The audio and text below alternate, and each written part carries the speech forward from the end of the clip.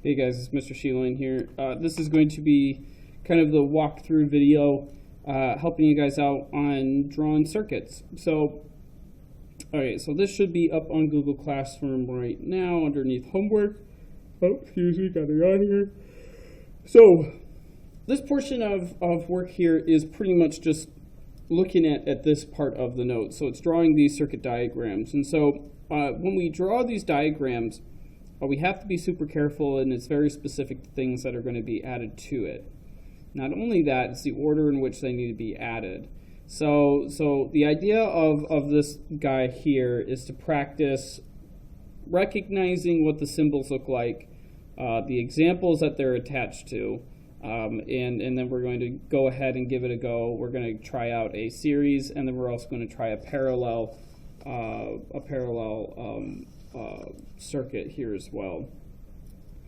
So again, in your notes, in this particular part of the notes, we have these symbols that we use here. Okay, and what I want you to do is I want you to redraw these symbols, and I want you to put them on the piece of paper here in this column on this table here. Because over here we already have the component, so we've got connecting wire, we've got the switch, we've got the resistor or the load, which I'll mention what that can be in a bit. A battery, a cell, and I'll mention the difference between those in a bit. The bulb, a voltmeter, ammeter, and then a multimeter. Now the multimeter is not in the notes, but I did talk about it in the video notes, and I'll just tell you that the symbol is virtually no different than the ammeter and the voltmeter. It's just with an M. Okay. So anyway, so connecting wire, we got that, it's copper. A switch, yeah, like a light switch.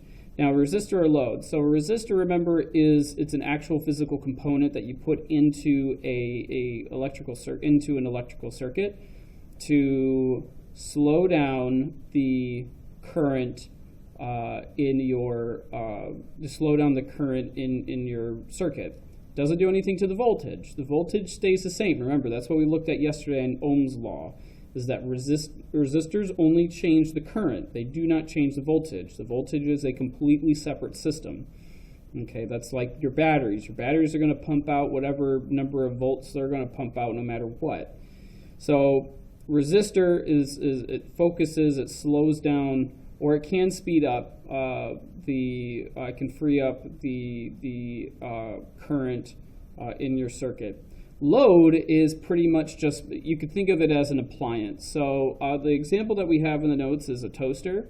It could be it could be a stand mixer, it could be a blender, it could be a toaster oven, it could be your laptop, it could be a hair dryer, it could be a lamp. It's just anything that you pretty much plug into an outlet. It's something that's going to take on a particular amount of load. It's going to suck out a particular number of amps and a particular number of volts. So that's what load is. That's all that is. Okay.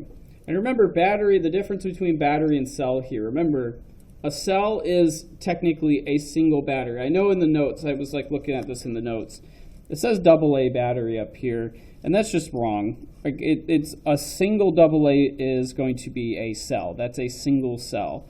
Here, we're going to say like car battery. Okay, car battery instead.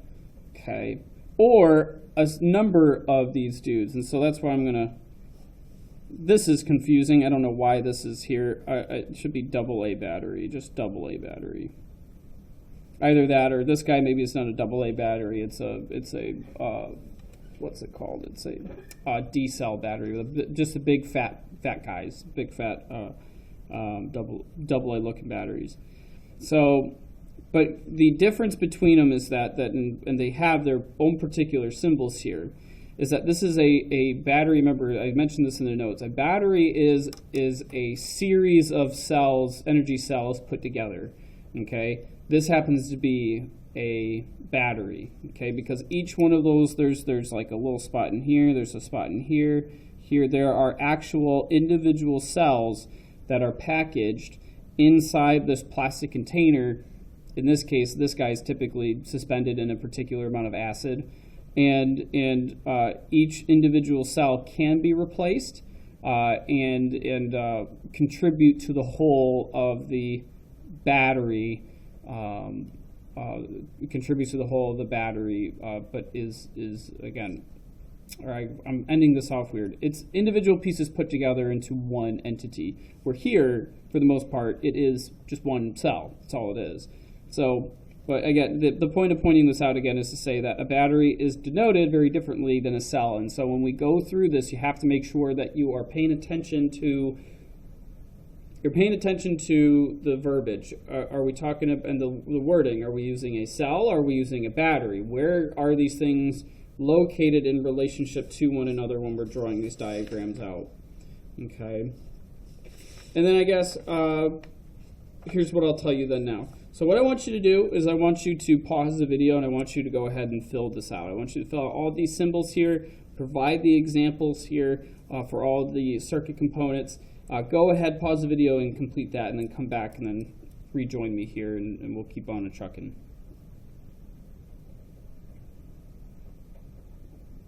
Okay. So you filled this out. You've got the symbols, the correct symbols with the correct components. You've got the examples over here. So this is sort of kind of what we're going to be practicing. This is the material given. So using the space provided below, create a series circuit diagram using the following components. So we're given a cell, a switch, 2 bulbs, connecting wire, no limit on the connecting wire. Okay. So we have to recognize that we have a cell, a switch, 2 bulbs, connecting wire. And so the idea here is that we're going to create a circuit that has 2 light bulbs that are activated by a switch that is going to open and close the circuit. And remember, opening the circuit means we're turning it off. Closing the circuit means we're turning it on. And then the connecting wire that's going to connect our cell to the switch to the bulbs. Okay. So what I want you to do, and not only that, we have to read what's up here. Using the space provided below, create a series circuit diagram, a series circuit. Okay. You have to create a series circuit. Now, what does a series circuit look like? Remember, these are the 2 types of circuits we were looking at. We have a series here. We have a parallel circuit here. So the series circuit is going to be wire to light to switch to light all on one go, right? It is, you have the flow of energy having to go through all of these components, right? And if this guy goes out, if that light pops out, then it kills, like you don't have a working circuit.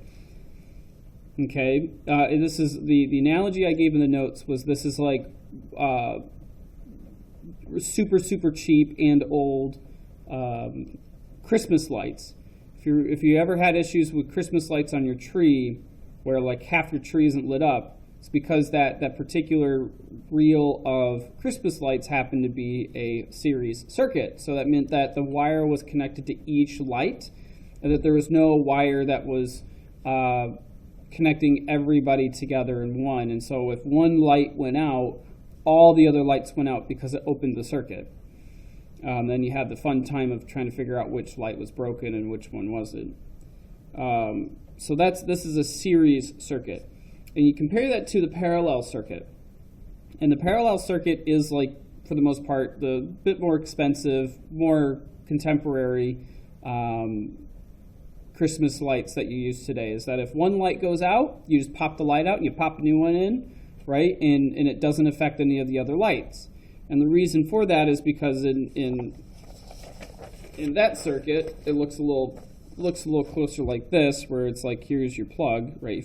We'll say that this is a symbol for a plug. It's really not, but let's say it is.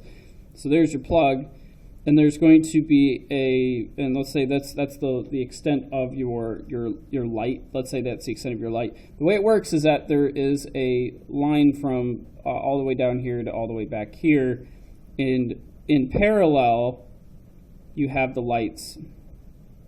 In parallel, you have the lights connected to the wire, and the idea is, and it does come back and loop around.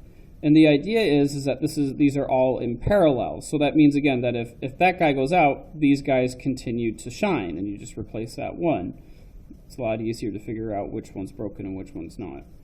Okay. So anyway, the point of pointing this out, and here's what parallel looks like, by the way, too. So we'll have an equal amount of current running here and here, so that if this guy busts, this guy still is shining. Okay. So, using the space provided below, create a series circuit diagram using the following components. So we have to use a cell, a switch, 2 bulbs, connecting wires. So what I want you to do is I want you to take a couple minutes here. I want you to draw the diagram on your own. So pause the video, draw the diagram on your own, and we'll come back and you can double check to make sure that the diagram is what it needs to look like. So go ahead, pause the video, draw this diagram on your own.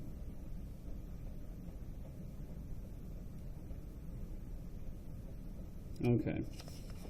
So here is what we should be looking at. It should almost look exactly like it does in the notes there, but here I'm going to show it like this. So the couple of nuances in here that we have to recognize. Oh, and it really doesn't matter, by the way, it doesn't matter how far away these two are. But some nuances that we have to recognize. Remember, when we're drawing our cell here, our cell's going to look like this. Okay. Our switch is going to look like this. That's our switch. Our bulbs are going to have this symbol. Okay. Connecting wires, just the straight lines.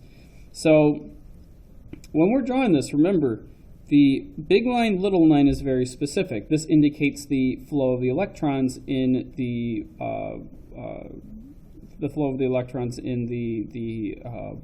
circuit here. Just remember, this is negative side, this positive side. Okay, and it's going to be flowing this direction. Okay, that's the direction that this is flowing. So I've got my cell right here. So here's my cell. Okay, cool. It's oriented. Roughly speaking, it's oriented in the correct position, because you could have a switch over here, but it doesn't. When we're talking about a series, circuit, it's not bad to have one there. It's just that's not really how we wire houses. So because of that, it'd be weird to kind of have it over here. But anyway, in this simple kind of demonstration, it'd be fine if it's over here. But anyway. So the electrons are going to move here. Here's my switch right here. Here is my switch. Okay. Okay. Now, when you draw your switches, I understand that right now what it's showing is that the switch is open, or the circuit's open. So that means that we're not having the electrons travel through. Just understand, I don't want you to draw it like this. I don't want you to draw it. I don't want you to draw it like that. I don't want you to do that. Have it always open, because that's just the symbol we use. Okay, so here's my switch. Here are my 2 lights. And again, remember, they're next to one another. They're part of the same line. Everything's connected into one line. Okay? And again, I could have had 1 light here, 1 light here. I could have 1 light here, 1 light here. It doesn't really matter as far as what we're practicing. Though I will say it does matter if you become an electrician, or you think you become an electrician, then you're given restrictions. Well, you've only got this amount of wire. This is the space you have. Here are the kind of lights. Here's the input output. Here's the number of amps. How many lights can you put up in this particular space? It's a whole lot of other complicated questions. For us, just looking at this super simply, it doesn't matter where we put them in our circuits. So. All right, so that's what we should have had for that one. So now let's take a look here at making parallel circuit diagrams, or just a parallel circuit diagram. So we're given the same things. We're given one cell, 1 switch, 2 bulbs, connecting wire. No limit on the connecting wire.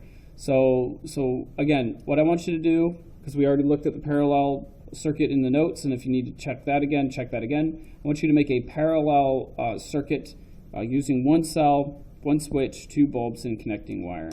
Okay, so go ahead, pause the video, give that a go, and make that. Okay, so here's what we should have come up with. Again, here we've got our cell up here. Okay, and we're going to show that it's going from negative to positive this way. I've got my switch right here. Okay, and then I've got a light here and a light here. in my parallel circuit. So that means that there's going to be an equal amount of current going this way and equal amount of current going this way, roughly speaking. Okay, and so then if this guy busts, this guy will still shine, because though this line's been broken, but this line has not been broken. Okay, simple as that. So that's pretty much it for this quick little demonstration here. So what I want you to do now for the rest, for the rest of today, what I want you to do is I want you to play around on FET Simulator. So if you go on to FET Simulator, it's going to be the FET. It's the DC kit, DC construction kit. Construction kit is what it should be called. It's a quick little. Actually, I might have a link to it in the notes. Let's see if I've got a link to it in the notes. It's a neat little simulation that allows you to put a whole bunch of. I don't have one in here. It allows you to put a whole bunch of like DC, or it allows you to put together a DC circuit. Basically, a circuit just like what we were drawing here. So what'd be really cool is if what I would want you to do is I want you to go ahead and remake this guy and remake this guy using the FET DC construction kit simulator on the FET website. So make that, and if you want, like, take screenshots of it and send it to me, like, via email, or just show me if you're going to come into class. You can show me just in class. Take screenshots and just save them on a computer. But anyway, yeah, go ahead, play around with it, get familiar with it, because tomorrow we're going to be using it for some, and we're going to be using it in class to help us kind of visualize what's happening, and also to see if things work. And then, because we're going to be getting to some decently complicated, or at least what we're looking at here, what we're practicing with, we're going to bump up the intensity. We're going to bump up the complicatedness of these circuits. So go ahead, play around with this, recreate the two circuits you just made, and yeah, and that's it. So that's all I have for you guys today. So if you have any questions for me, make sure you ask. I'll see you in the next one.